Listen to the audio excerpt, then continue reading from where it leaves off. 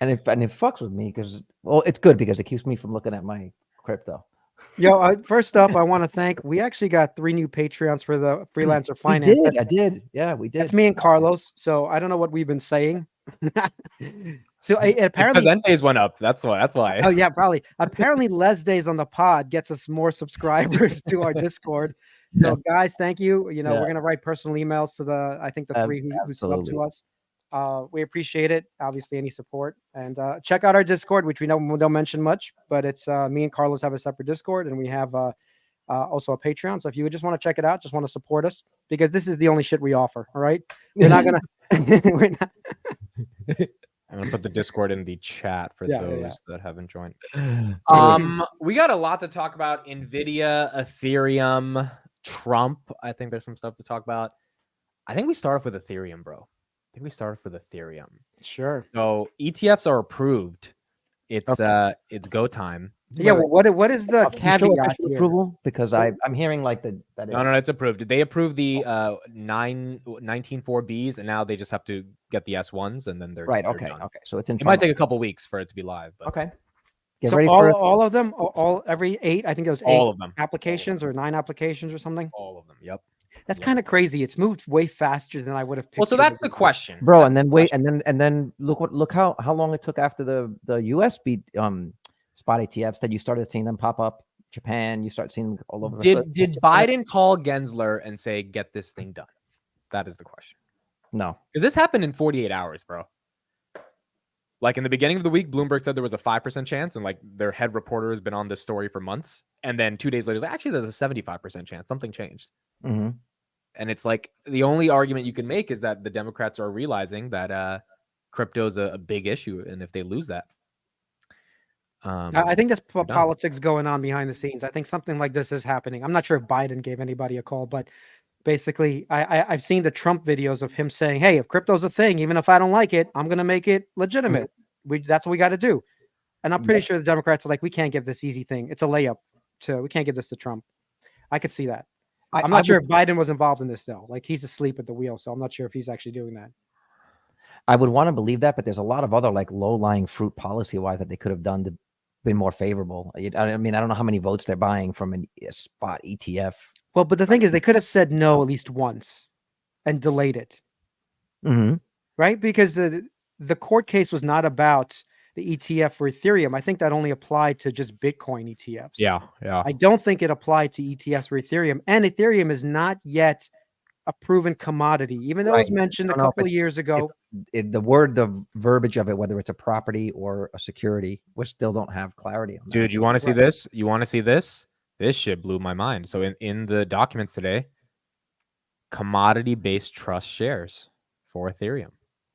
So I wonder what that means. Are they saying Ethereum is a commodity? Because I don't think they can argue it's a security anymore, dude. Well, they're staking on Ethereum. So they want to say it's a security. By saying it's a security, it's a whole different tax implications. But I'm saying if they're approving the ETFs, like Bitcoin's obviously not a security, so that's why that was one of the reasons they approved it. Yeah, but they're saying commodity-based trust shares. The shares are commodity-based, not the underlying asset. Oh, maybe. I mean, think about it, right? If you have an ETF for real estate, you got the underlying asset that's versus Well, they could be saying that there's no staking allowed in a weird way. If there's anything that happens, like you can't do that with a commodity, right? At least I don't think so. Yeah, but how's that gonna work? Because you staking your ETH, right? I'm staking. I'm not gonna stake. Can you break down? Hold on. Can one of you break down in 30 seconds what is staking for people that don't know what it is? Sure. So basically, it's a reward system to get So you know the way Bitcoin works, right? Proof of work. That's machines have to do math puzzles in order to give you a reward. Yeah.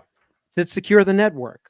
But for Ethereum, it's no longer proof of work. They changed it in Ethereum 2.0 to staking, which means just owning a computer, any computer, you could be running a node and doing proof of stake, however that mechanism works. What does proof of stake mean? So the fact that you're staking Ethereum on the network, you actually have to put Ethereum into the network. 32 minimum, I believe. And when you put that in, say, like for example, California limits how much you can put in. So there's like a certain amount of my ADA is in there, and then they capped me and got rid of it. So there's only a certain amount that I can invest. It's kind of like, and keep me honest in the chat if I'm not understanding it correctly, but like a metaphor would be, it's like burning the coin. You're saying you're basically putting it up on the network, and you are not going to sell it. Well, while you're staking, you cannot touch it. And in fact, that's one reason, I don't know if It's in a Ethereum separate changed part of it. your portfolio. Like It's you, almost like lockup period for like That's IPO right. kind of like a shares. lock. Yeah, imagine it like a lockup period. You're saying, but you can take it out whenever you want, right? But the idea is that you leave it in there and it continues to grow 5%. And when you see that, you'll see like your Ethereum position. That's your position, and then you'll see what you're staking, and then you'll get rewards every day. So I Right. was getting 2, 3, 4, 5 Cardano a day for like a year. It starts to add up. It's like a dividend. Right. Yeah, but and also, by the way, in Coinbase, I don't know what California rules are. I can't stake anything in New Jersey. They're not letting me stake any coins. It's against the rules here that Coinbase allows that. It's So- like that. It's like that out here too, but it was legal at a certain point, and I got some of them in beforehand. And then after Oh that, yeah, the right. rest of the position, they said you can no longer stake in California. So if I unstake that ADA and that Ethereum, I can never put it back. But people So- stake to get yield. That's the reason. So you get yield, but you're also securing the network. And Mhm. it's not the proof of work model. It's called the proof of stake model, where you're just staking your coins. And most people do this through a secondary thing like Coinbase. Hmm. I don't know if you need a powerful computer. I think somebody mentioned it for Ethereum staking, but I'm not even sure about that. I think you can stake it on any computer. It has to be reliable, though. I think there's an uptime that's required of these staking protocols. In either case, send me your Ethereum, Vitaly. I'll stake it for you over here. Yeah. I'll stake it for you over here. I'll never see that Ethereum again. But so I'm not doing it for several reasons, by the way. I'm not doing the staking. I did Cardano staking, but for Ethereum, you actually have to give up your keys. You have to let somebody else control it, unless they've changed it. And somebody, please correct me, but somebody has to control it, like Coinbase or some other third party. For Cardano, you can have your own Daedalus wallet, and you can stake it on your own computer, and you don't have to worry about giving it to a third party. So that's why I never wanted to stake Ethereum. That's just too dangerous, at least at this point. Obviously, as this progresses and there's rules and Coinbase is a bigger company, like I'll feel more comfortable doing it and it's all legit. But right now, I'd rather not even risk that, honestly. I hear you. What I do like about it is it's generating a dividend. It's actually generating me money, whether it's going up or down. How many places went down during the last couple of years that people who were staking or were loaning out money and crypto? Meaning, I mean, too many things failed in the last couple of years for me. I'm not saying Coinbase will obviously fail, but that's what it's just not worth it. I'm not going to be staking my shit. I wouldn't be shaking it on we just made 23%, by the way, in a week on Ethereum, and we want to make 5% a year. Okay, on staking. Man, I know. Forget that shit. So if everyone doesn't stake, does Ethereum fall apart, or at least of a subset? No, you don't need everybody to stake. So as long as you have a certain amount of protecting the network, and I'm not sure what that number is for Ethereum, then that's fine. You don't need everybody to do it. Just like everybody doesn't put their Bitcoin in terms of, run Bitcoin miners, right? Not everybody does that. I don't run a node at home. So not everybody has to do that, but a certain percentage have to do that to make sure the network is secure. Because imagine if only one person is staking, it's not secure. The more people staking, the more secure it is. The more people doing proof of work, the more secure it is, right? Yeah. That's okay. So the money then you're trying to think about how the hell you can fucking buy a spread against the fucking stake. You're like, how do once there's options, how do I do a put call option spread? Whatever. Once the fucking ETF how does someone pay me to buy Ethereum? He's like, how do we get TJ on the phone? Yeah, the one good thing about look, you can gamble with crypto, but the one good thing that has helped me during all of this time is that I didn't know how to gamble with crypto besides buying it. Yeah. You know what I'm saying? I didn't know how to get options against it. I didn't know how to do puts and you calls. imagine if it was right there on Coinbase, like Yeah. call options and call option on Bitcoin right now.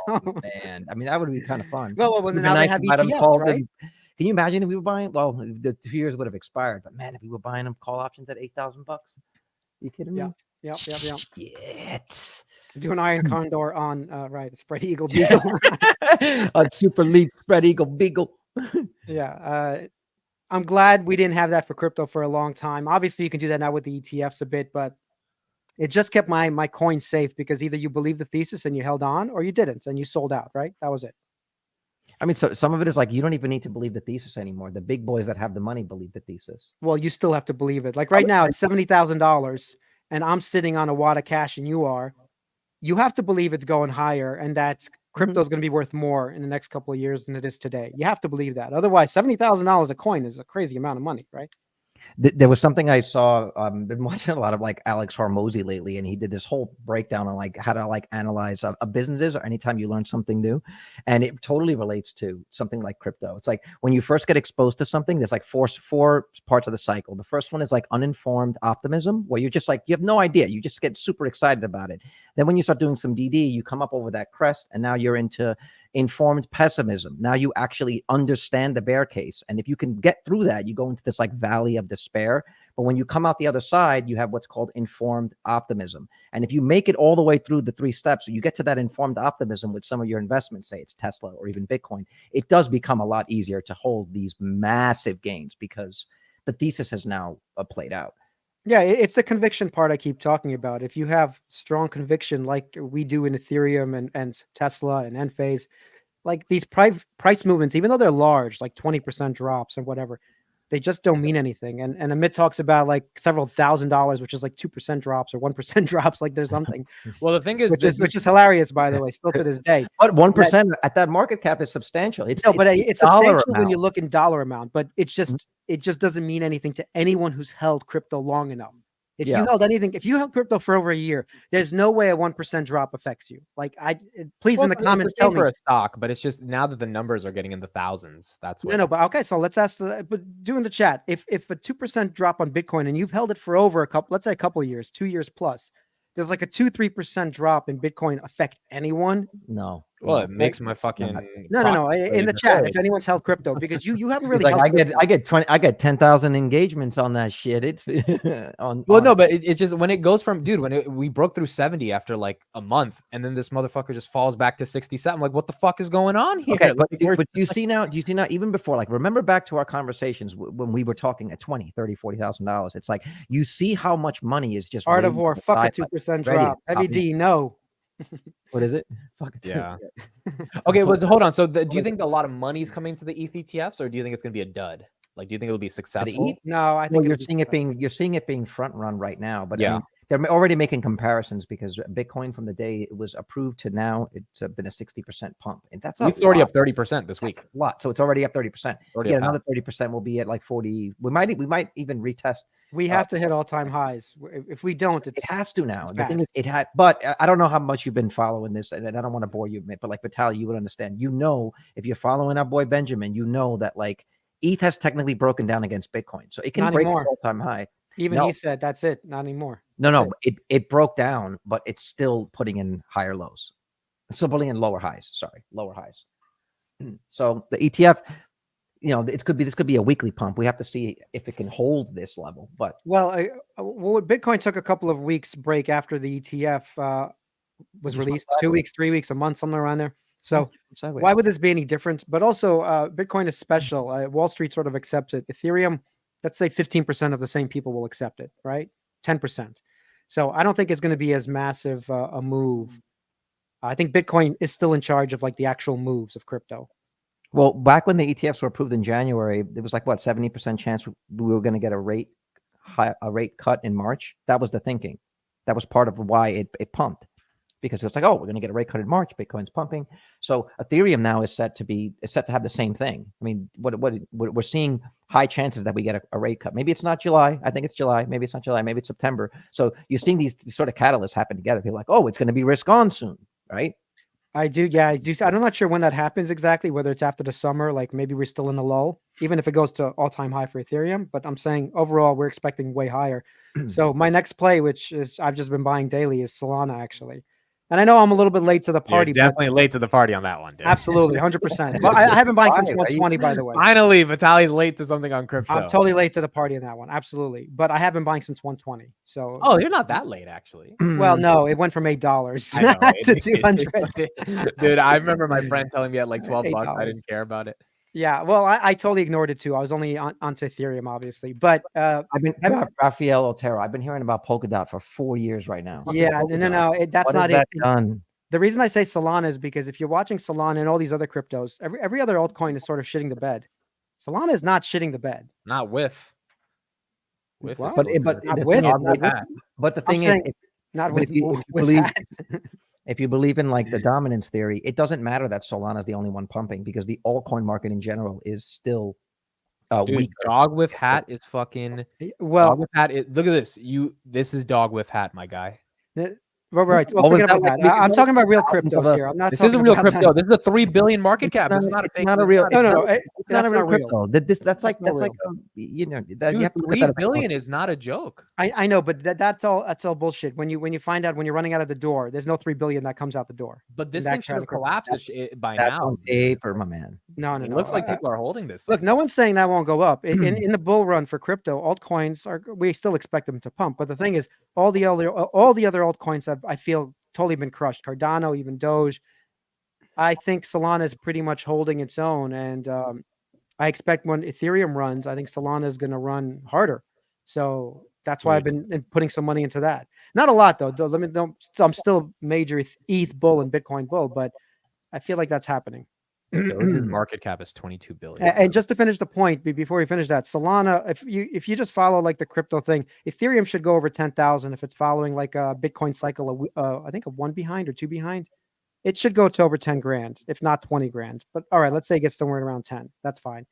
Solana should probably hit around 1,300, in my opinion. Like if it actually pumps like Ethereum did. I mean, Solana has actual utility. Ethereum doesn't. Nah, it's all bullshit. I like. No. Solana's not bullshit, dude. No, you're wrong on that. I have a friend, he's like the smartest engineer on the planet. He's building shit daily on Solana, dude. Like this guy's like. Oh yeah, well the fees are lower, but the thing is, okay, the reason I like crypto, besides the pumps, obviously, if you're investing into Ethereum, you're believing that there's a network layer that's coming out that is sort of for like there's no central authority, and Solana sort of is not quite there yet.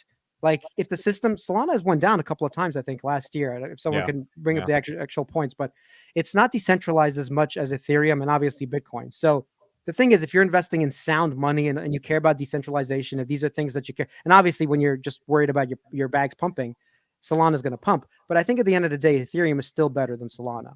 But the transaction fees are important. All of that is working to its advantage right now, and people are building on it. But also, if there's a major hack that takes away everybody's money, which can happen, it's almost a centralized authority at this point. So I don't know if I trust it in that respect. I still think Ethereum is going to win at the end, but honestly, Solana can still 10x even if Ethereum wins, right? That doesn't matter. Yeah. Okay, let's transition to NVIDIA because we got to get into that. So NVIDIA crushed it. Real quick before we go, I just want to show these two charts. Okay. So just what we're talking about. This is Bitcoin's dominance right now. Okay, so this is Bitcoin's valuation. This is Bitcoin's percentage of the total market cap of crypto against everything else. Okay, and so you can see we're coming back down to retest this. What is it, 54% level? So yes, Ethereum is pumping, but remember, Ethereum is one of many of the altcoins, and in general, the altcoin market is still continuing to lose value against Bitcoin. That's the entire market cap. Now, if you look at just Bitcoin, Ethereum, this is Bitcoin's valuation against Ethereum since 2022. So you can see that even though right now we just dropped, right? This was the big drop that we just saw when Ethereum's valuation, when Ethereum's price went up, you see that the dominance of Bitcoin against it went down. But overall, this is a trend that is showing Bitcoin is consuming the altcoins. Now they can still go up because if Bitcoin goes to 100,000 tomorrow, Ethereum's going to be higher, but it doesn't mean that its value against Bitcoin is going to be less. So these are the two things that I'm looking at. And this is what Ben was talking about when he was talking about the breakdowns. So what we're looking for up top for Bitcoin would be if the dominance gets up around the 60%. That's at least what Benjamin's been talking about. If you start seeing Bitcoin being 60% of the total market cap of crypto, that's when people start showering these altcoins, and that's when we should have our altcoin season. But I don't think it's going to happen. Well, maybe that's the summer. Maybe that's the summer. Could be the summer, or it could be right after the summer. We'll see. Okay. Yep. Videos over 1,000 a share. VITALY, what do you think of their earnings? I didn't have to listen to the earnings to know that they were going to kill it. What did they do? 3x revenue? What did they do again? They did 3x revenue. No, 3x revenue, 7x. Wasn't it 7x revenue? No. It's 262% year-over-year revenue, 492% net income year-over-year. Net income, right? I mean, I've said this many times, by the way, and this is why I'm sad I sold out so early in this bull run for NVIDIA. Did you have no more NVIDIA? No, I sold out at like 350. So wow, I sold everything. Yeah, I sold. That's why I'm still pissed. But the point is, like, when these things end up running, I should have known better that these things don't stop for a long time, right? So even in the .com area, not .com. Yikes. Yeah, you've been listening to me a little bit too much. The .com era. If you were probably an amoeba at that point. Hold on, real quick. You were one sperm, but hold on. Before we continue, this is what I mean by you've been listening to me a little. Oh, you said the same thing. Oh my God, is it gonna come? Is it gonna? Oh my God. Are we gonna come? Are we gonna come? That was the video trying to get to 1,000. I didn't even know you did that, but okay. Dude, I did that in front of 3,500 people. I had no shame, and I was just like, I looked back on it. You got the water emoji. In the Dude, a chat. couple hours later, I was like, did I just say that in front of 3,000? I mean, that's fine. That's what makes your show better than being a stiff, like an interesting person to listen to, right? Like sort of a real person to listen to, as opposed to all these guys who are just giving us the news, So in either case, during that era, if you remember, like it took years and years for this bubble to burst. It wasn't like 2001 was like a day. It was like the bull market lasted for a while. You know what I mean? And I was in college during that time. I remember I was like, oh shit, I'm making money in the market. And I didn't know anything back then. Market caps, fuck that. I didn't know anything. I was like, this stock is $1. I got to buy 500 of these bitches. So like, but everyone was making money. Like we could have bought anything, just like in 2020. Like I bought anything in college and I was like, it was going up. And then I didn't know anything. So in 2001, it obviously all collapsed. And I lost all my fucking $5,000 or whatever I had in the market. It went, I still remember, I think I had Cybernaut. If anybody knows what Cybernaut was, it was a company that made wearable computers. I've been into this shit for a long time. Oh my God. The pre-Rapid. Pre-VR stuff, before Meta. They were making wearable computers. And a buddy of mine, obviously not a buddy anymore, he told me about it. And I saw it pump from like $1 to $10. I'm like, oh shit, this guy 10x his money. And then I go in at the end of the run of that 10 to 1. It goes right back down to 1. Lost all my money. 10x my money. So the point is, but it lasted like years and years. And in 2020, it lasted once again, like a year and a half, 2 years. How long did the actual like massive, besides the 10 years of a bull run? You were buying. There you go. Cybernaut. Guys, this is the future. You thought this was the Vision Pro, dude? This is what you're doing? Yeah, well, no, this was the Meta Quest before, that's what I'm saying. Dude, what was this? What? That looks like Gary Black. Before the glass holes, before Google glass holes. Dude, wait, what was the point of this? Why are they wearing this? I don't even know. I didn't do any research back then. It was just like some guy gave me a stock tip, some random 20-year-old. All right. Just like now you're giving stock tips to some random 30-year-olds. Like a mini like Polaroid camera on his. What? Wait, but like, what was the? I'm just curious. What? I'm telling you, like, people were real kinky back then. I can't even. My this generation could have been the future, right? This could have been totally the future. But okay, the point is like these things go longer than we think. And the difference between like buying into like pets.com and Cybernaut and all this shit, NVIDIA is making things that are actually useful. Like we use these tools. At least now we're starting to. At least I am. I don't know about you guys, but I think ChatGPT is incredibly useful. I think Gemini is useful. I even like Google search now where it gives you the rough answer, right? So it saves you from going anywhere, which might be bad for business. Actually, we can talk about that separately. But I think these tools are very useful. So I don't think this is going anywhere. And I can't wait to the day to have this pocket assistant where I can just talk to. In fact, I take out ChatGPT and just talk to it in front of my kid just to show him the tools, because there's no point to hide them, right? I'm not like, don't use this. I'm like, you better start using this because everybody's going to be using it as he grows up. He's 12. So besides Cybernaut not being useful for anybody, okay, ChatGPT is useful. So I think this run can go longer than we all think. Like, would you be surprised to see at the end of the year 1,500 NVIDIA? Would you be shocked? No, not at all. Just that'll be $150 stock. I mean, no, and every bear who thinks that it's overvalued, are you crazy? Like, they're the only game in town. They're cheaper than every single tech stock on the planet. They're cheaper than outside of Google on a PE basis. They're cheaper than everybody. It's ridiculous. This is since inception. I mean, it's clear what the overall trajectory of this stock is. We're just, I feel like we're seeing the beginnings of an absolute massive transformation. These tech companies just can't continue to get bigger doing the same thing. I think we're going to see the next level of these tech companies pioneered by this. I mean, it's a perfect situation. This is what tech companies want. It's like now it's a battle of free cash flow. Whoever has the most money buys the GPUs and wins.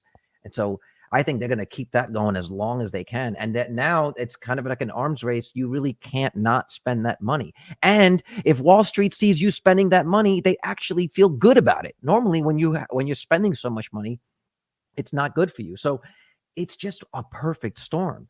But at $1,000, I mean, if this thing splits, when it splits down to 100, it's going to get really interesting. But it is. It's going it's not 10 to the same 1. thing about Tesla though, and it took a while for that extra a bump in valuation to. Well, it's easier to buy options. Obviously, there's more activity. Someone can buy one share because At $100. honestly, when you get 0.1 share, you just don't feel satisfied. Yeah, you know. facts. You don't Yeah. feel. No, but also I don't care about the math. You just don't feel as good. That's just the bottom line. No, it's true. There's psychology behind that. Mm-hmm. Would you buy NVIDIA now at 1,000 to get 10 shares, or would you buy like 10 shares to get 100 into the split? I wouldn't say it's a bad long-term bet. In fact, I would buy it for my kids. So once it splits, I don't mind buying it for them. I think I missed a run, but because I'm not going to wait for the, NVIDIA's 20-year thing. I don't really care about the 20-year thing for NVIDIA, but my kids, they won't know if I buy it in their portfolio. And then they won't even know 20 years later, oh, we have NVIDIA. Well, they control everything now. So there you go. Yeah. And they're gonna eventually have an incredible software suite, a package subscription service. Like that's where they're going with Well, this. how many other businesses can they spin off? I know we don't really talk about that, but they are developing their own car tech.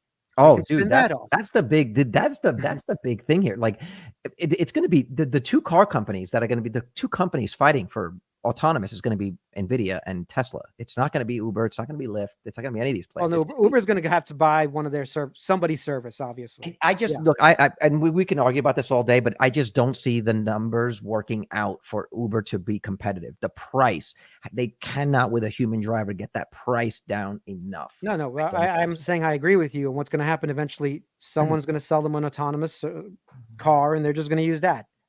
That's all they need. They don't care about they don't care if they give Elon 30% or they give the driver, which is probably better to give Elon 30% because that car can go 24/7. Right. But what the problem that Uber might have is they're going to have to partner with different companies in different places. I just don't see one company having a solution that can scale all over the US and across the world. Well, like right now, Tesla's got that. So any market that they want to compete, it's like when they first started, they had to go to every jurisdiction, every state and argue to be able to even operate. Remember that? Every single state was a battle for Uber, and that opened up rideshare, and they were the pioneers. But I can see them having to do the same thing because they're going to have to work with different companies, manufacturers. That means different cars, right? In all different jurisdictions all over the world. I just don't see it being as easy for them. But someone like NVIDIA can come up with the solution, and why wouldn't they start their own No.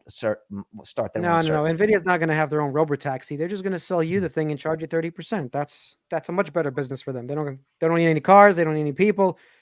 They don't deal with any of that shit. They just take the 30%. Why not? But they're lagging on data. That's the big problem, is that they're going to need to get data. And this is where Tesla has the lead. So it becomes the same thing that we're seeing in the tech world, where the guys that have the most money, the most GPUs, the most data win, and everybody else is a second place. And once you get too far ahead, it's not possible to catch up. I just don't understand why people are not making that connection into what's happening on the FSD side. But, well, here's the question. Does Tesla outperform NVIDIA next year? Tesla's down 30%. NVIDIA's up 100% this year. Yes. Next year, does NVIDIA lag Tesla? I would say next year NVIDIA is a flat, or I don't think it's going to repeat this, but I think it'll still be up, or it could be one of those sideways years. But Tesla, I think, will NVIDIA next year.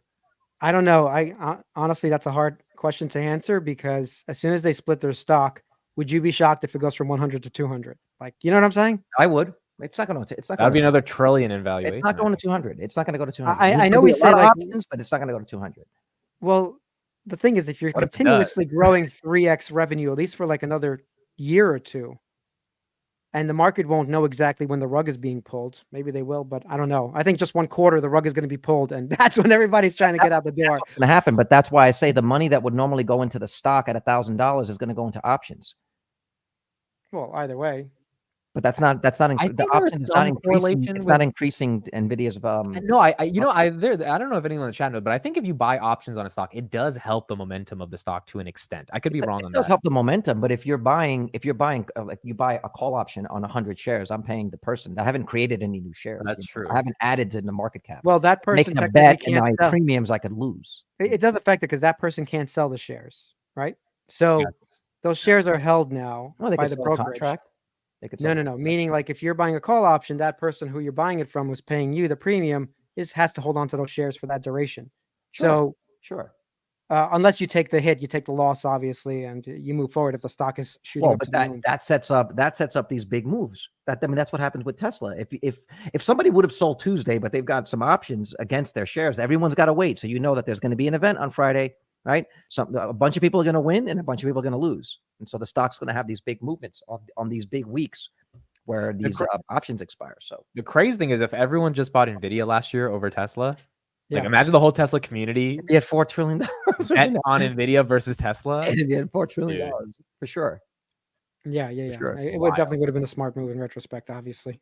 Can you bring up PG? NVIDIA has a virtual engine they generate. Yes, I know. And Omniverse thing. There's an argument. No, it's not the same. It's not the same because you cannot create the edge cases. You have to understand what you want is interventions. So you have to just keep driving a vehicle till something happens in the real world that causes an intervention where the system can learn. And Tesla now, they've said something like a couple of weeks ago that they said they're going to 5 to 10x the amount of miles driven before an intervention. So this means they need way more vehicles to be able to continue to train as this is the March of Nines. So, dude, Tesla has to win on FSD because those Europe numbers that came out yesterday, 14,000 cars in Europe for the month of April. Like no one's buying any fucking Teslas, dude. At least in Europe, that's a 15-month low.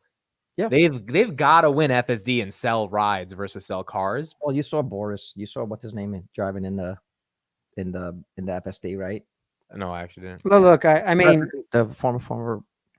I'm not actually worried about Tesla selling cars. I think they're gonna. I know you're bringing up this quarter or whatever, but also rates even in Europe are not 0 yet or 2, right? It's still kind of high.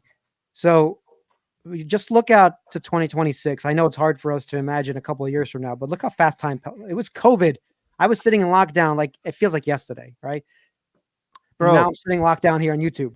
Guys, I was watching a thing on Breaking Points yesterday. Sagar posted this really cool chart, and it was about Americans' net worth. Americans' net worth since Biden took office has gone down 30%. Even if you have more money in the bank, our net worth has gone down 30%. Starbucks, McDonald's, Home Depot, all of them are reporting less people are coming in and buying. So if you're not going in to get the $5 coffee, how do you expect Tesla to sell a $70,000 car?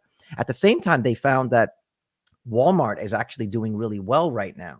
And that's actually a bad sign because what it means is that the people that were normally the more wealthy income bracket are now shopping at Walmart. Do you understand? So they're doing better now because they're basically getting people that were once well off are now becoming shoppers. So there's just no money. People don't have the money to buy these things. I don't think it's an indication that Tesla's doing anything wrong. The people that have the means, they're incentivizing them the best way that they can. Right, the ones that want to go out and get these vehicles, and as soon as we have a more favorable credit environment, it makes sense to me that the vehicle sales will turn around. If they don't, then there's a problem. Clearly, right? If rates go back down and people aren't buying vehicles, there's a problem. Yeah. So we have this thing from the crypto bill as well that Garcia tweeted. It says, such transaction, including the unit of a digital asset purchase in such transaction, does not exceed the greater of 10% of the person's annual income or joint income. Basically, they're trying to say you can't buy more than 10% of your income in crypto assets. That's in the new, I believe, bill, FT. That's ridiculous. What? I don't think that's going to end up getting passed. Yeah, they're trying to control how much of an asset you buy. Yeah, I think that's bullshit. That makes no sense. If it's in the bill, though, he's right. It's in the bill. It is in the bill. Whose bill is this? Yeah, and what bill is this? Pocahontas? What bill is the thing is this the one they just passed yesterday? Scroll to the top. What's the name of the bill? In the House. What's the name of it? I think it's the one they just passed, the FIT bill. I could be wrong. Now, granted, it depends on if this is the exact one, if this is the one that's going to get passed. But if they do try to do HR 4763, if they do try to do some bullshit, people are just going to not vote for the Democrats based on who's forcing. Can you scroll down a little bit, though? Because it tells you what happens after. After the completion of the transaction, the purchaser does not own more than 10% of the total amount of the units of the digital scroll. No, there's no more. So it's this thing. Financial Innovation and the FIT Act. That's what I thought. The FIT, Financial Innovation and Technology. So this is the one that just passed the House. This is the one that passed yesterday. Now it's going to the Senate. This can't pass. That's page 52. This part right here. 10% of the person's annual income does not exceed the transaction price. It's so ridiculous. Carlos, you'd be screwed. You got a lot of your. No. I think these are your new income in purchases, this right? shit. These are new purchases. This has nothing to do with like what you already have in your account. Oh, that's true. That's true. Yeah. So, but still, this would be ridiculous. You can't control. Kind of a what good people rule, spend. right? Don't YOLO into Bitcoin. No, but then you 10%. that's ridiculous because then you should just, if you go gambling at Atlantic City, we cap you at $1,000. We don't want you to go more than 10% of your salary. Whatever. It's communist, dude. It's communist. It's absolutely America's stupid. turning into a communist country. No. This ain't gonna pass. Okay. I mean, it passed yesterday. The House. No, the House is a bunch of cards. It could. The thing is, it could pass.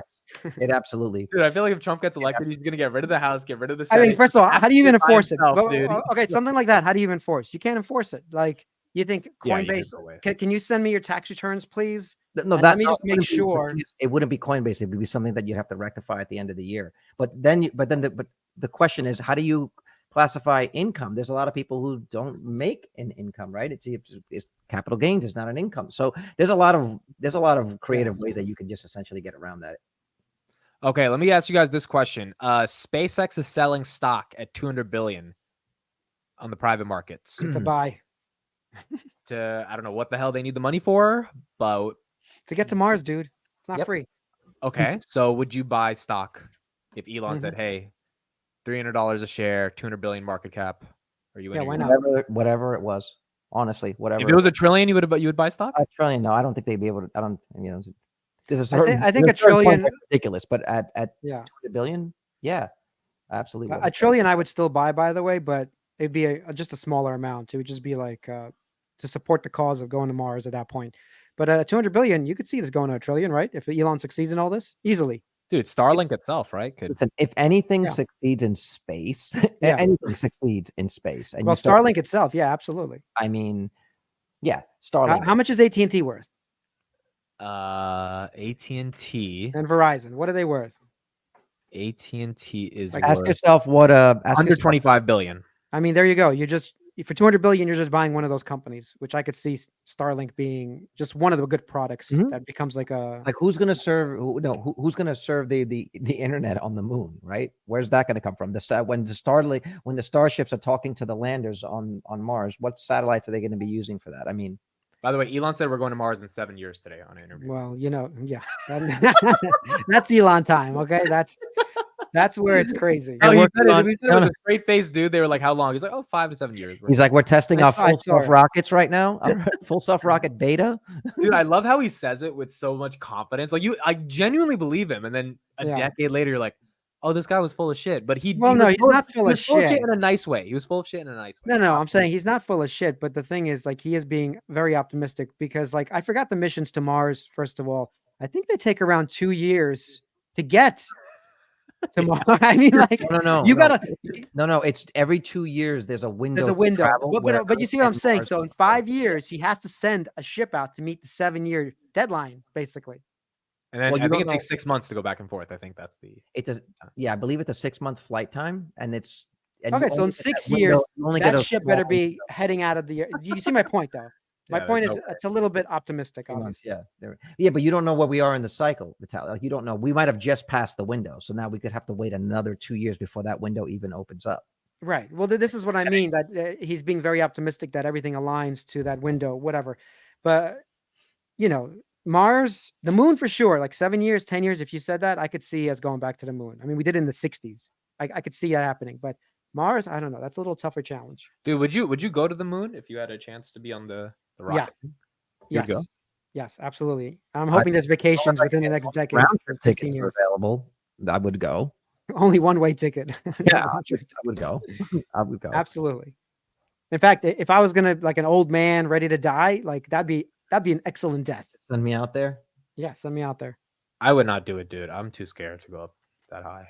Well, let's say you're 85, got stage Nah, 4 bro. cancer. I gotta do the fucking Mark pose. I'm telling you, I can't even picture 35, and you want to 50 years after that. I got to do the market close, bro. That shit better be back by 3:45. I gotta do We'll be doing that do it on from the a- moon, If the man. pounds are still stuck at $20 by then, that's gonna be tough, you know. Well, look, if Elon was optimistic about full self-driving, I mean, I don't care what you say. I'm sure it's pretty hard to get to Mars.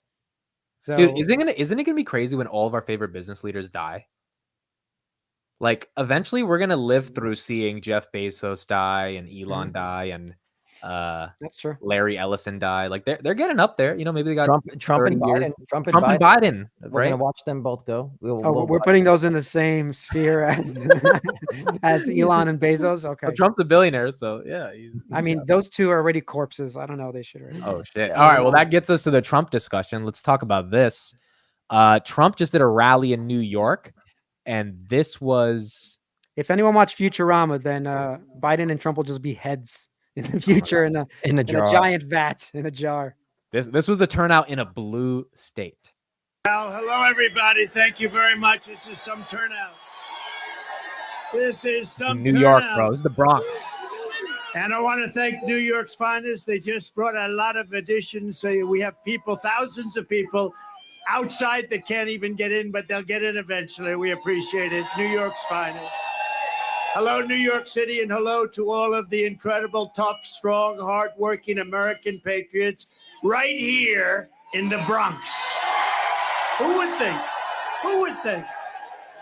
It's AOC's backyard. Dude, AOC, they showed an AOC like event she had at some auditorium. There was like 10 people there, dude. There were people lining up the gate. She was on the street, and then that person stopped her to like take a picture and then heckled her. Oh, She gets like a Did they have a camera on the actual crowd? For Trump? It'd be nice to see the whole crowd. Yeah, But I'm sure he can draw a crowd, first of all. Like, look, I would go to his rally just because I expect some shit to go down. All right. But okay, so here's the question: Is he winning? Because if he's getting a blue state to be this excited about him, I don't think he's gonna win New York. Just because I think he's gonna win New York. That's my hot take. I don't know. I think he's actually win New York. I think so. Oh, yeah, that's a lot. He's gonna win. I think he's gonna win New York. I think people are fed up with Biden in New York, especially because of the immigrant stuff going on in New York. I think that's the only reason the Bronx. Oh, this is the comparison. Look, this is AOC's 2022 town hall crowd. Look at this. Yeah, that's pretty lame. She got and then this is fucking Trump. I mean, also, she's not a presidential candidate. Biden, I'm sure, still draws in crowds as well. This is the crowd. Wait, is this a fake picture? No, this is Obama getting elected. This is remember the win, bro. Remember Trump's first day in office or the first week? He had a picture of a fake crowd. Yes, remember yes, that? yes. That was amazing. This is him today. Dude, New York fucking loves this guy. I think New York goes red. I'll call it right now. I think New York, I mean, why would New York go blue if all of the policies that are affecting Hispanics, African Americans in that city, because of all the immigration that's coming and taking away their jobs, why would they vote blue? A lot of them at that rally are like, dude, fuck this shit. We're voting Trump. I don't think they have any allegiance to Biden, dude. I think the elite New York people that live in the 7th floor of a nice condo, they're going to vote live Biden. upstate in Middletown, yeah. But I think the firefighters, the policemen, the bartenders, I kind of think they're going Trump. I'm probably wrong on this. I still don't think so. I don't think New York is changing, but New York doesn't decide. How many states decide the actual election? 3? It's like 3. But if he flips New York, that's a big What is one. it? Pennsylvania, Iowa, Florida. Maybe there's one other I'm forgetting, but I think it's basically that again. Georgia, possibly, right? But whenever it seems so, I don't know, it's like such a shoo-in. It seems so obvious. It almost seems like the other side's trying to lose. That's when I start to get nervous. Like Gemini won't answer your questions. Yo, I think she's afraid to answer the fucking politics questions. So let's just Google. Can you ask her to show, Hitler?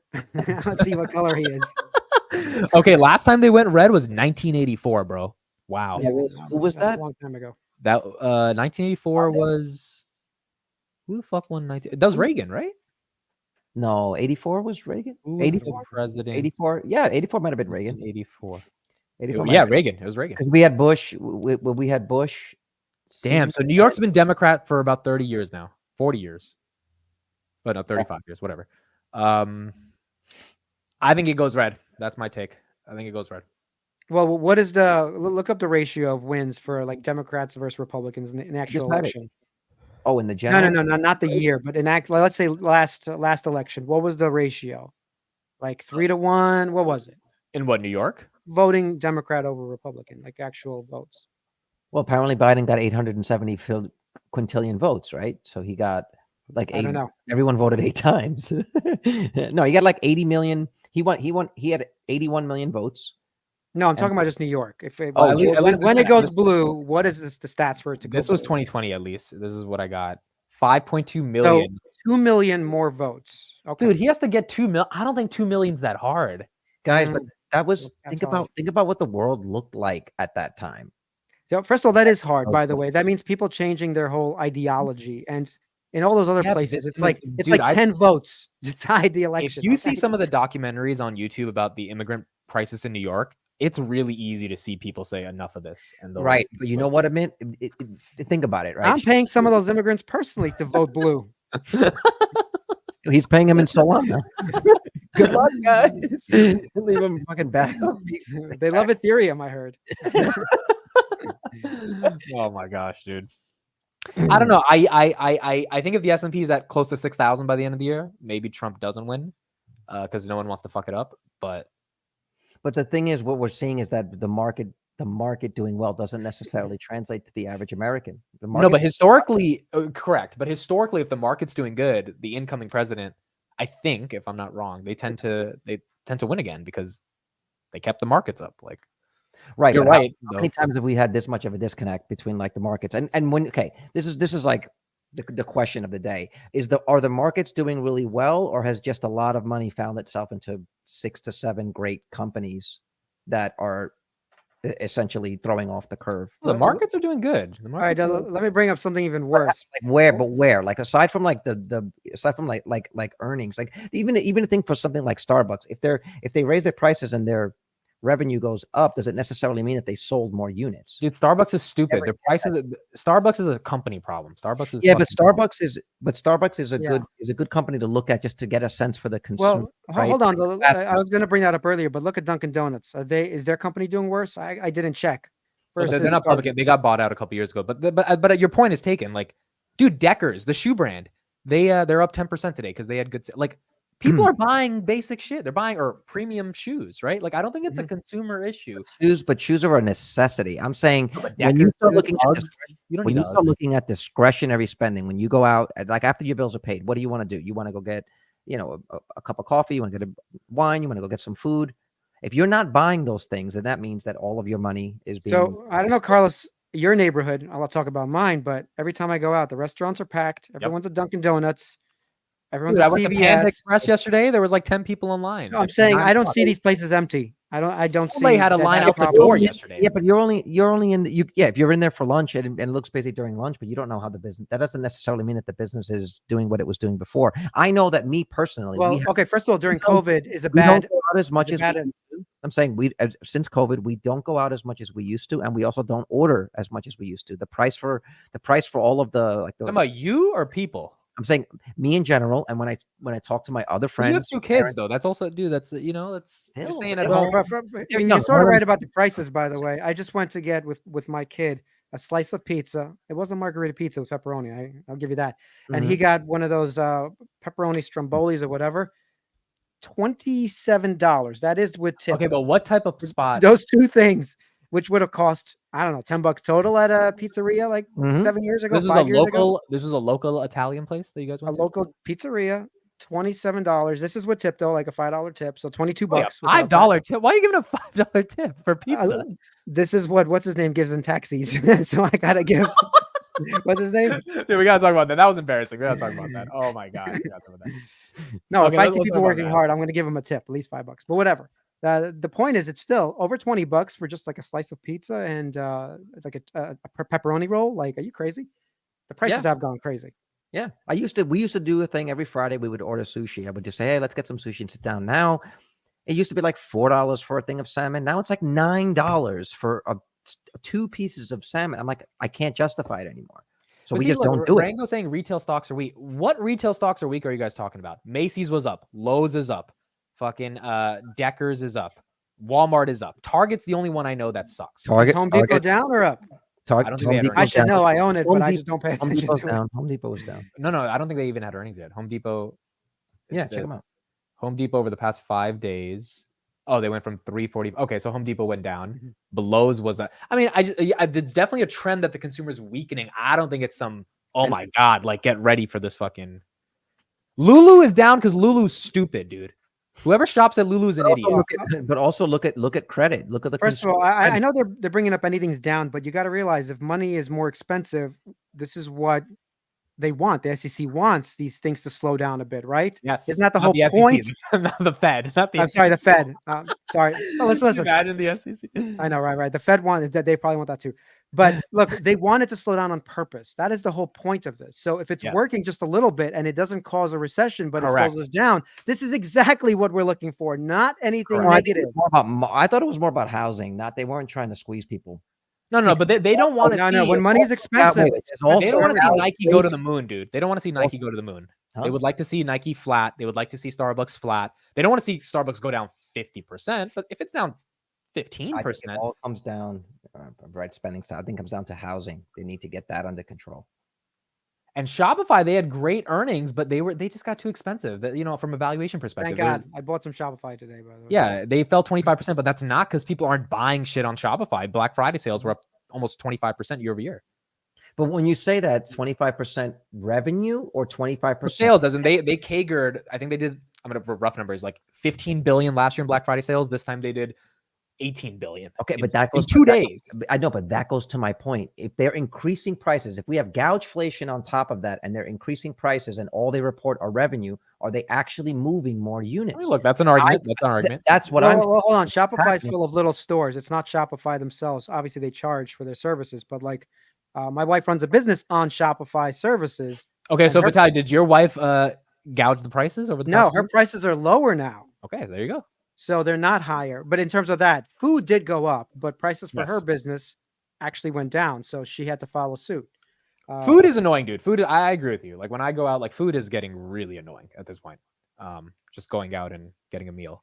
look, Justified is just. it's really if the Fed look, if the Fed waits too long, that's the problem. If they wait, then we go into a massive recession. And honestly, I think every single time they fuck this up, basically. So I don't know if they're going to do something correct now, but the sooner they start lowering rates this year, the better it is for, I think, the economy not to spiral out of control like Carlos is getting to, because they're doing exactly the plan and it's working. So we'll see if they overshoot as they usually do, but I'm hoping they don't. And we don't go Cal into a massive recession. 88 656. A lot of decreased guidance. They weren't down just because of sales, right? It was also because Who was decreased guidance? I'm saying the companies that they're these retail companies that suffered recently. One thing, what was this comment? Oh, did you guys see this trend on Chipotle on TikTok? Where so people are recording Chipotle because apparently they're giving like a very small amount of chicken, and like it's gone viral about how small. Put the it up. amount Let me is. see this. Let's Can you see. put it Let me see up? if I can You bring find- it? Yeah, let me see if I can find this. This was hilarious, dude. And then one of the I noticed that at Starbucks. I used to get the breakfast sandwich, which is like, eggs with some sausage. And like, I noticed that like the English muffin looks smaller and like just in general, everything. Well, looks, isn't it, well, first of all, the 5-10% smaller. supermarket has been taking those giant bags and filling it only half with chips. that's been What the happening. F? Yep. no, that's fast. Shrinkflation, but bigger bags. Oh yeah, yeah. with less. Or you notice like you see like the new Gatorade bottles with that slimmer thing, and they say easier to grip, and meanwhile they lost Yeah, about 2 ounces. fuck you, it's sugared water. Fill it up. Okay, hold on. Here's the video. We're using the Chinese company that is TikTok to look at this content. Okay, here we go. They may have officially just fixed their portion sizes after everyone is partaking in this trend. Before I get into what the trend actually is, just take a second and look behind me. Look at this bowl and look how much it is filled up. I don't think I've ever seen a Chipotle bowl that filled up before in my entire life. And the person that was ordering this bowl literally did not ask for double anything. This worker just decided to give him literally so much food. Now, the likely I'd fire that worker. this Chipotle worker filled up his bowl so much is because he was recording her the entire time. And that's the trend everyone is doing. When they go inside a Chipotle, they pull out the I gotta phone do and this, start dude. recording the person that is I about want to do that at Subway. I keep feeling like they're robbing me on some of worker those to just give you meatballs. more food. So if you plan on going to Chipotle, you might as well just pull out your phone and start to record the worker that is dealing with This is your order ridiculous. because This you're This is like, guy sucks. What? This is the worst TikToker we have ever put on. Okay. Dude, and I saw another video yesterday. One guy did the trend. He was recording, and then the girl, the employee, she was fucking with him. She knew he was recording, so she picked up one piece of chicken. But like One piece of and lettuce. the guy started freaking out. She was like, "I'm just fucking with you. I'm gonna give you more." It was hilarious, dude. She threw the chicken like Salt Bay. Literally, dude. And he was just like, "Oh my god, I Well, caught her." Look, I can see this being inaccurately. Have you ever gone to Subway too? Like, it depends who you get. There are Yeah. certain guys who follow the rules strictly, and they're like exactly this amount of meat or whatever, 2 pieces of cheese, whatever the hell they're doing. But there's other people, I don't give a shit here. Yeah. Load it up. I went to Halal Guys the other day. I was like, "Yo, gotta put some extra pita bread in there, bro. You got it." And he put it. I was like, "No, you gotta put a little bit more because I like eating with the pita bread." They only give you like 3 slices. I'm like, "Nah, He's bro." like $2 more dollars. You're right. Yeah, that keep the fork and the spoon and just give me 2 more pieces. The thing I hate about paying $15 or $20 for a meal is you just look at yourself after the meal and be like, I could have went to ShopRite or Walmart. I could have got probably 3 or 4 days worth of food in 20, Right. $25. Mhm. And I just spent it in one sitting. And it's like, that's why eating out, you want to make it a social thing because you can justify psychologically, oh, I had a good time with VITALY when we went out to Cheesecake. That's why we spent $100 versus, Right. Yeah, $100 just for I restaurant. think it's ever since that post. Remember that post that time I was furious at Uber Eats and I posted that like angry thing with my receipt. I have not ordered Uber Eats since then. Like I'm not a customer anymore. Like No wonder the stock is down. You did that. Okay, well, that's a good transition. to my Uber. hamburger's delivered by a robotaxi. Or I'm This not- fucking guy, dude. I don't know why he writes essays. He's so rich, but like, Yeah. He loves to start shit, man. he was taking a cab at Uber. The guy was like, "Yo, I don't get any tips," and he was like, "What? You don't get any tips?" And the guy was like, "Try it right now." Sends him $5. Right. Looks Here's on a the shitty cab. tip. Multi-billionaire gives $5 tip, Uh, and then you don't see the tip here. Tip says 0, and so he goes on this rampage saying, "Dara, there's the Uber CEO. How could you do this? You're stealing from the drivers." And then Uber's like, yeah, you Dude. know what it was? Well, tell the story. Go ahead. Uber's just like he had to refresh the screen. Like that's basically what Uber says. Right. Well, no, like Dara probably gets the text, this fucking guy again. I'm not answering this fucking guy. Could you imagine having to fucking deal with it? Here's Dude, Bill Ackman problems, $5 tips not coming through instantaneously. Bill Ackman problems. Yeah, it's hilarious. And I was watching a video of how he took a $400 million loss on Netflix. And then I was just like, damn, dude. Imagine Well, he made a invested- lot back in Google, right? He So- did. I'm just saying, imagine he put it into Uber and Uber kind of shit the bed for a bit and he had to like navigate that. He would be Right. texting Dara all day. Like Right. when you get Bill Ackman on in your cap table, he's aggressive, dude. Those are very big, heavy balls to do. Maybe that. he was thinking of making investment in Uber. Maybe he's been pontificating it. And that's why he made this thing whole public. No, I think it was spur of the moment, honestly. Or he had a massive short, which is a discussion. Who knows? I look at that and I go, like, now it becomes very clear, like, what the bear cases are for these companies, especially if we do get an autonomous network, what the problems that it fixes. It eliminates those problems, that eliminates safety issues. Oh yeah, it eliminates those jobs, fixes all those problems. Get rid of them. I love the optimism here, Carlos. Someone still needs to own the vehicle. You can send I'm actually not looking forward to the robotic future as fast, and that's only because I think the amount of jobs that will be displaced eventually is not something we are capable of handling right now. I agree. So I hope it takes some time to do that. Obviously, I want Tesla to get recognized so my stock goes up, but I hope it actually plays itself out over some period so the world doesn't just collapse. But this is what I say about social media, and you guys never seem to understand my point. I'm like, it's the same thing with social. We should roll the stuff out. Let's be, this is a very powerful, important technology, but it's not taken seriously. If it's, I think the one thing is in the future, everyone needs to own equity to ensure their survival. Mhm. Yeah. Everyone has to have some type of equity to ensure, because otherwise, if you don't have equity in something, No, you don't. I will give a side story. So I work with a bunch of film people. I'm talking to one guy today. He might be watching the podcast. I don't know. But what's his name? talking Should I give him a shout out? yeah, what's his name? Yo, Tony. Who knows if he's watching? But anyway, working with him, that was and the New York, Brooklyn thing ever. Of course, the guy's name is fucking Tony. It's Tony Two Thumbs. What up? all right, so not to give him all out, but he's been on shooting with me for a couple of years now, which is filming stuff, and he has a certain rate. obviously, and now they're sort of messing with his rate. And the one thing I've been teaching him over the last couple of years, by the way, Carlos, was like, investing, like buying real estate, owning your own home, not just always renting something, owning property, investing in assets and equities, obviously. And so we're texting back and forth. I'm like, I hope you're using this as a lesson while you're young to know why it's important for you to start investing heavier and heavier now, as opposed to waiting, so these people can't control your future. So this was a thing that I was just going through today, because like young people are not getting it in their head that they don't care. They don't care. Yeah, they don't know. You need to own a part of the system of something. Everyone's fighting against the system, right? But everyone's trying to fight against the system when you're young, right? You're like, oh, I don't want to participate in this or whatever. Amazon's evil, all these shit that I hear. I'm like, you have to own a part of it in order to participate it before you can destroy it.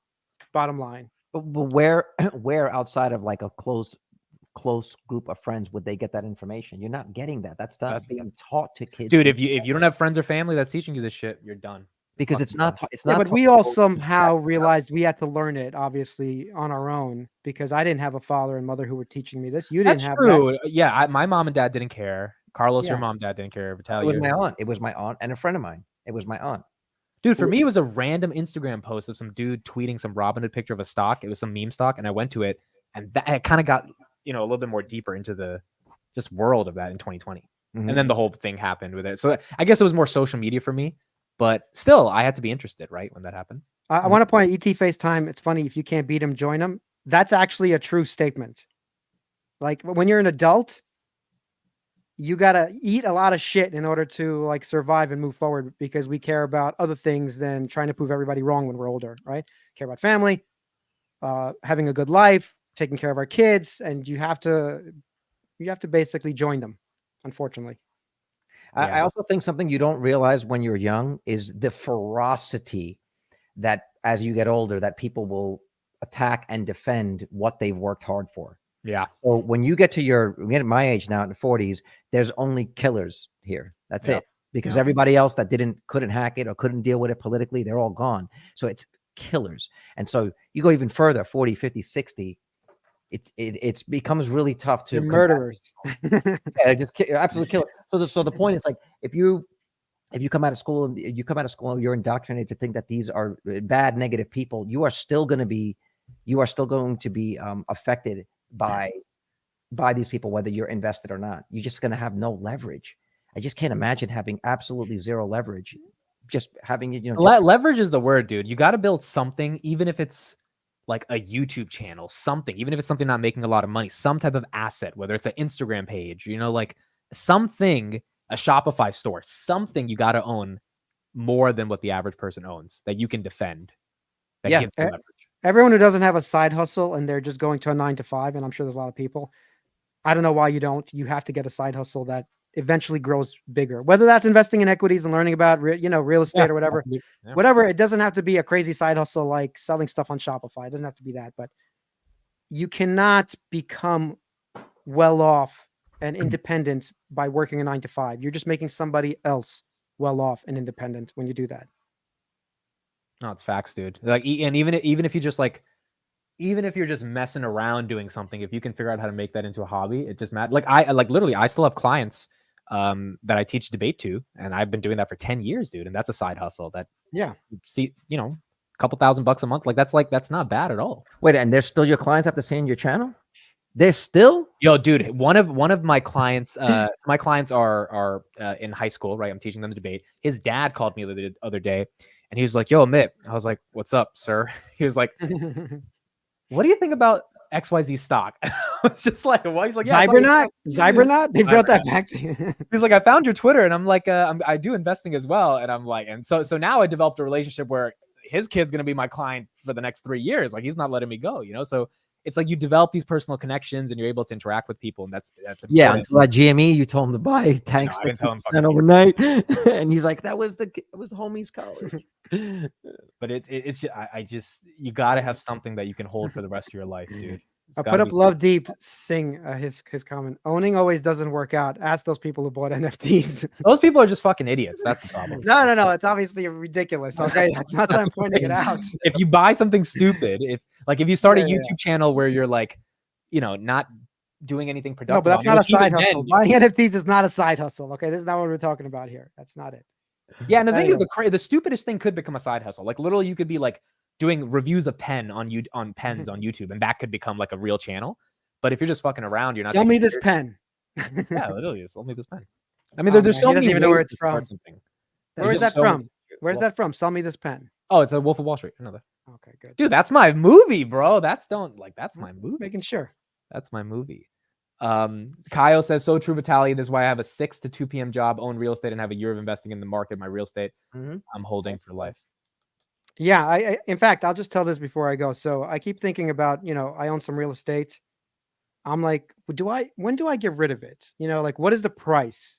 I keep thinking about, what is the price? Is it $1 million? Is it 2 million? Like, when do I just move on? And I don't think there is a number to move on from real estate. It's something that will secure not only my future, my kids' future, and their kids' future, and their kids' kids' future if they just don't fuck it up and leave it alone. That's how important it is to keep something like that around. So exactly, I keep thinking it's just never going to go away. What's the point? At some point, it's all paid off and it's just throwing off cash left and right. Well, the other thing is the moment you take that money out, now you have a problem. Say you make $600,000. Where Right. do you park 600,000 where you're Right. only insured of the 250 in a bank? Now you got to Definitely put it in Robinhood. Get the 5%. Make sure you do that. You got what I'm saying? You immediately have this thing where you're like, Yeah, oh, but I've lost all my leverage. You understand? That's true. Yeah. Yeah. Like, people don't understand. The best thing to do when you have a piece of real estate, which I also process, is basically at some point refinance it and then use that money to go buy another piece of real estate. That's really the best thing you can do. Actually, we should talk offline. I've been considering something like that with Bitcoin recently. That sounds like a pyramid scheme. Yeah. How do I get in on this? I'm saying is never sell it. Never sell it. So Did you sell one of the Bitcoin you were thinking of selling over I the past sold month? one in 20. I sold one as it was coming down off of the 70 grand, like somewhere in the 50s. This year, you sold one. Oh, no, this was years ago. And then I thought you said you were thinking of I selling ended one. up buying some. Then I ended up buying some back. No. If it hits 100,000, I'm just not sure how much I'm going to offload. But I've been doing some calculations about actually not selling them. I had this thing myself the other day, being like, I just bought a bunch of property, right? I bought a bunch of Bitcoins at this price, and they're worth this. Why would I sell them? Because the moment I do, I'm going to need to deploy it somewhere. And Well, so you also have to pay taxes on it and figure out another thing. there's a calculation. Say, if you look at Bitcoin's average return, it's about 200% or whatever it is, average. And then you have like 3 up years and a down year, 3 up years and a down year. If you start to do the math and you say, I'm going to take out 10% of my portfolio this year as a loan, right? When you get a real good valuation, then you can use some of that money to pay it back, get another loan next year for slightly more. You know what I mean? So hold on. So if it gets to 100,000, you're not of the mindset anymore of liquidating everything, because that was your mindset 2 months ago. My mindset is I need to eliminate certain things, but it doesn't mean that I have. You're not selling out. You're not. Yeah, well, I'm debating it now. I'm running Okay, the so Vitaly, what is your perspective? Are you out? Well, I still feel no, at 100,000, I was never going to get rid of everything. So that wasn't ever the case. I was going to start scaling out. Yes. Like, let me get my thoughts real quick. What I actually think both of you shouldn't do that, because I think shouldn't with do the you shouldn't sell anything at 100, because with the ETFs, like, yeah, you might have to go through a couple more down years, but this thing's gonna go to like $1 million. It's going to $1 million bucks. Like, it's going That's to. what I'm saying. It's like, we know at this point it's going to No, go. the right? thing So is, 7 years. I know it's going to $1 million bucks, but let me you ask will you never this. get the average you guys have again ever. Yeah, No, that's no, what I'm saying. never. We'll never get the. That's what got me thinking of it. I'm like, even with all the gains that I make, unless I took all of that money and left it on the side and didn't do anything with it, and then was able to buy back in, there's likelihood I'll never have as big of a position in this again. And Well, when it's but $1 the million thing bucks is, in a few years. I want to point out, it's fine for a 20-year-old to say I'm holding for 30 years. That's true. Yeah. I actually want to enjoy a part of my life without worrying about Bitcoin. What are you talking about, Kelly? I'm 25. What are you talking about? So Mom, if it was my kids and they were just holding it, and that's great, but they're going to inherit real estate, so they'll be fine without Bitcoin anyway. So I'm starting to sell, and I don't know what the last number is. I'm out with the last coin. Maybe it's 150, maybe it's 200, depending how fast things are moving. But I'm out, and then whatever happens. At least I'm in a absolutely fucking great position where I don't You're have gonna to be worry. alive for the next 50 years, dude. You still have time to let this play out. That's fine, but I just want to. I don't want to be in a position where I have to go to a job. And I'm not saying like I'm teetering on the edge where if I get rid of crypto at that high valuation, I don't have to go to a job. You know what I'm saying? Yeah. Or I don't have to do things I don't want to anymore, even if I do them, right? So my point is that I hate being in a position where I have to go do something. Like, I just don't like it. I want to be out of that position. And in I'm fact, loving it too. at Yeah. $200,000, maybe crypto goes to $1 million, but I bet you anything it goes back to 100,000 before it gets Yeah. to $1 million. Yeah. Maybe it goes back to 20,000 before it goes. I mean, like, I don't think that. I think the bottom at this point would be around 50, 60 grand.